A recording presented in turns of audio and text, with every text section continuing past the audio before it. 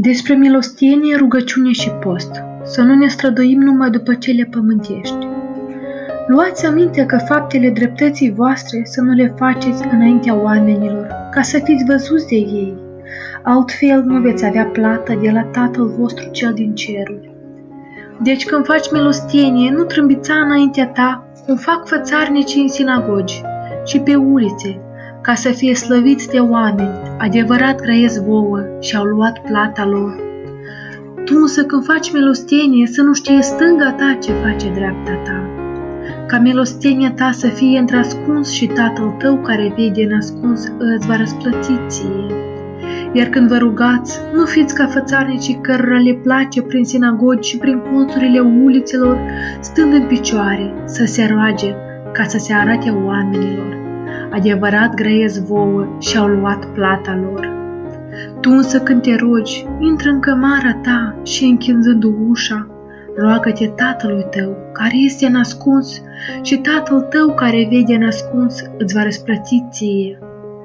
Când vă rugați, nu spuneți multe ca neamurile, că ele cred că în multa lor vorbărie vor fi ascultate. Deci nu vă asemănați lor, că știe Tatăl vostru de cele ce aveți trebuință mai înainte ca să cereți voi de la El. Deci voi așa să vă rugați. Tatăl nostru care ești în ceruri, sfințească-se numele Tău, fie împărăția Ta, facă-se voia Ta, precum în cer și pe pământ.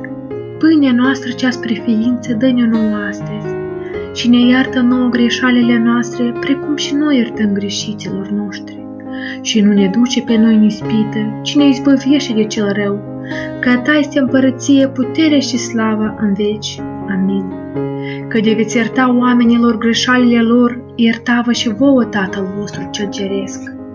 Iar de nu veți ierta oamenilor greșalile lor, nici Tatăl vostru nu vă va ierta greșalile voastre. Când postiți, nu fiți triști ca fățarnicii, că ei își smolesc fețele ca să se arate oamenilor că postesc. Adevărat grăiesc vouă și au luat plata lor.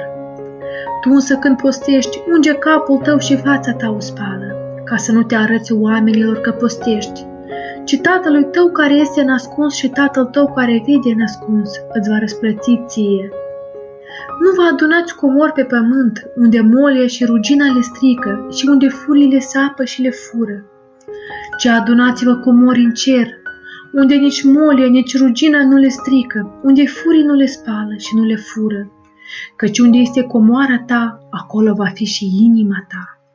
Luminătorul trupului este ochiul, de va fi ochiul tău curat, tot trupul tău va fi iluminat, iar de va fi ochiul tău rău, tot trupul tău va fi întunecat.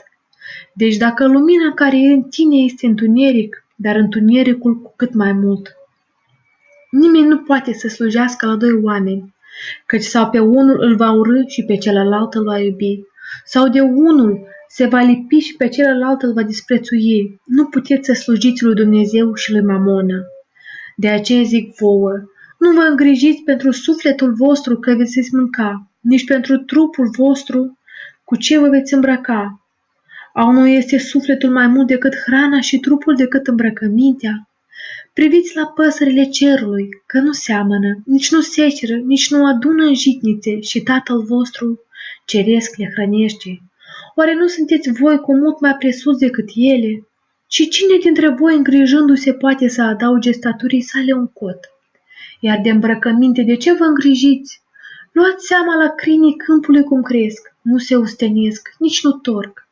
Și vă spun vouă că nici Solomon, în toată mărirea lui, nu s-a îmbrăcat ca unul dintre aceștia. Iar dacă iarba câmpului care astăzi este și mâine se aruncă în cuptor, Dumnezeu astfel o îmbracă. Oare nu cu mult mai mult pentru voi puțin credincioșilor? Deci nu duceți grijă spunând ce vom mânca, ori ce vom bea, ori cu ce ne vom îmbrăca, căci după toate acestea se străduiesc neamurile, știe doar Tatăl vostru cel ceresc că aveți nevoie de ele. Căutați mai întâi împărăția lui Dumnezeu și dreptatea Lui și toate acestea se vor adăuga vouă. Nu vă îngrijiți de ziua de mâine, căci ziua de mâine se va îngriji de ale sale. Ajunge zilei răutatea ei.